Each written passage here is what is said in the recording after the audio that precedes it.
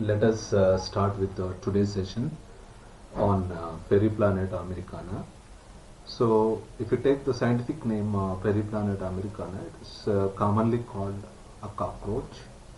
So, in this class, I would like to explain the cockroach digestive system, or let us see how the digestive system of a cockroach commonly looks like.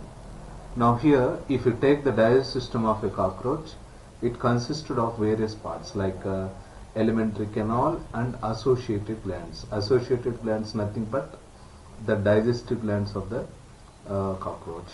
Here, the digestive system of a cockroach extended from the mouth and ends with the anus. Now here, the pre-oral cavity which is there here, it is surrounded by the mouth parts. Here, cockroach contain chewing and biting type of mouth parts present in front of the and present inside the preoral cavity in front of the mouth parts. Here, all the mouth parts, as you know very well, we have seen in the previous session. Now let us see the digestive system of a cockroach, which is divided into various regions. Here, hypopharynx, which is there in the digestive system of a cockroach, divided into two chambers. How many chambers? Two chambers. Now the Siberium, which is an anterior part of the cockroach, and salivarium, which is a posterior part of the hypopharynx. Now let us take the digestive system of a cockroach. It is divided into three major regions. Distinct three major regions. The first region is foregut, and the middle layer or middle one midgut, and the last one is hindgut. Now let us talk about each and every section of cockroach digestive system. Alimentary canal of a cockroach, if you carefully see, it is a long tubule which is extended in between mouth and anus. Now here it is divided into three major regions, as I said earlierly. Now the foregut is scientifically called, if you take the foregut, it is scientifically called stomatium, and midgut is called as the mesenteron. Hindgut, which is the lower part of cockroach alimentary canal, is called proctodium. Now here the foregut and hindgut, if you see both of them, they are internally lined by ectoderm, whereas the mesenteron is lined by the ectodermal cells. This basic difference we have to keep it in mind. Foregut or stomatium, let us see how foregut and stomatium looks like. The foregut includes pharynx, esophagus, crop, gizzard, and it is internally lined by chitinous cuticles. Now, if you take the gizzard, here they are talking about the gizzard. Gizzard is internally lined by specific chitinous cuticle. This chitinous cuticle helps in grinding the food materials inside the gizzard. Mouth opens into a pharynx. As you can see here, the mouth of a cockroach directly opens into a pharynx, which in turn opens into a narrow tubular structure that is commonly called as esophagus. That is commonly called esophagus. Now, esophagus opens directly into a thin-walled, distensible sac-like structure. This sac-like structure is called as a crop. Now, whereas if you see, the crop basically helps in, it serves as a reservoir for storage of food, and also behind the crop there is a thick-walled muscular proventriculus is present, that is called as a gizzard. Now here you know that the inner walls of gizzard are, as I said earlierly, the inner walls of gizzard made up of 6 powerful teeth-like structures which helps in the grinding the food. Hence, the gizzard act as a grinding apparatus for food molecules. Now behind each tooth, inside the gizzard, a hairy pad is present which bears backwardly directed plate-like structures. These plate-like structures are called bristles. These bristles helps in the process of they helps in the process of grinding the food into fine, smaller, microscopic particles. These food particles are filtered by the bristles. Finally, hence the gizzard, if you carefully see, it act as a both grinding mill and also act as a sieve for digested food molecules. In the diagram, you can see clearly how the gizzard looks like. You can see the 6 chitinous structures inside the gizzard, which helps in the process of digestion of the food. And you can see their shape, how their shape looks like. Their shape looks like a teeth. Now, apart from this, you can see one more structure, basic structures of the gizzard. It is also called, as you know, that grinding apparatus for food molecules. Finally, mesenteron or midgut, if you see, it is also known as ventriculus or mesenteron or midgut. Between the ventriculus and gizzard, if you see, there are 6 to 8 finger-like diverticula or fiber-like structures are present called hepatic caecae. What are the functions of hepatic caecae? They helps in digestion and absorption.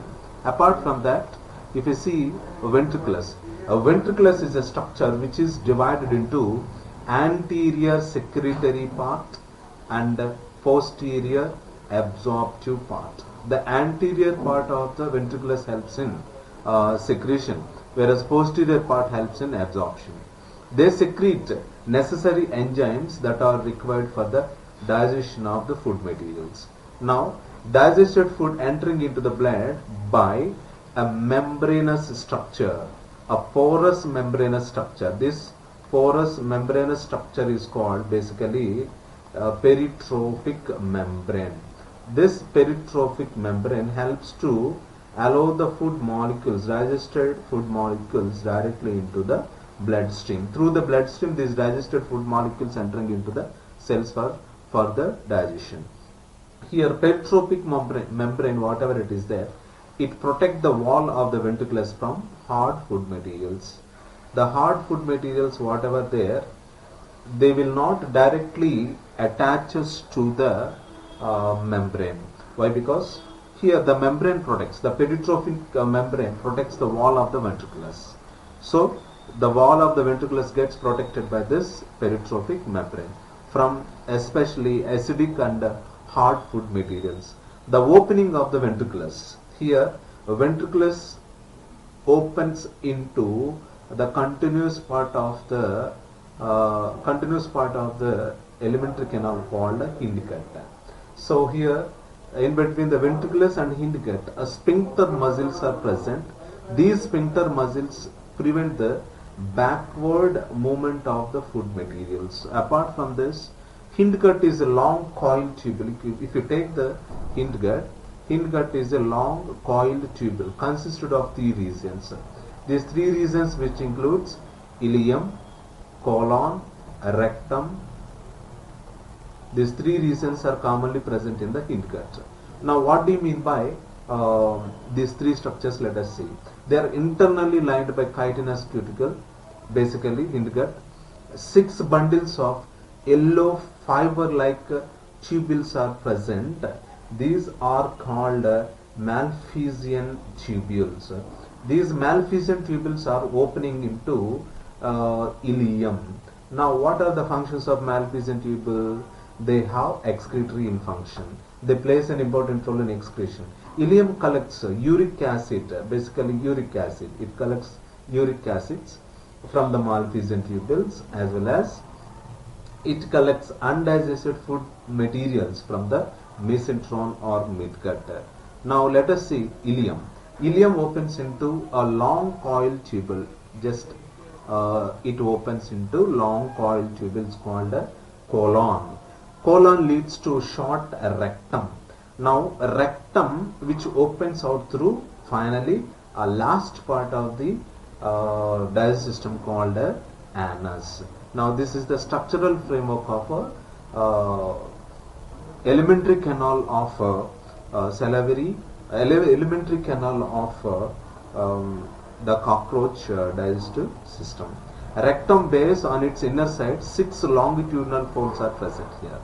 If you take the rectum, specifically rectum, their longitudinal folds are present in the rectum. These longitudinal folds are called longitudinal papillae. What are their functions? Longitudinal papillae helps in the process of specific excretion process.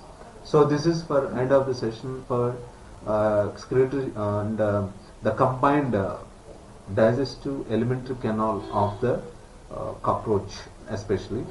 What are the associated glands of digestive system? Salivary glands. A pair of salivary glands plays an important role in the process of digestion. Now, salivary glands, if you see each salivary gland, now generally the salivary glands are looks like this, right? So we have a 4 marks question for this. The salivary glands helps in the secretion of saliva. Saliva plays an important role in digestion, partial digestion of the food materials. Now this is about associated gland called salivary glands.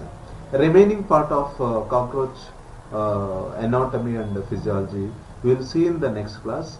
Until that, please go through this question and let us learn all these points which are necessary for examination point of view, especially MSET and all competitive exams. Thank you. Have a nice day. We'll meet in the next session once again.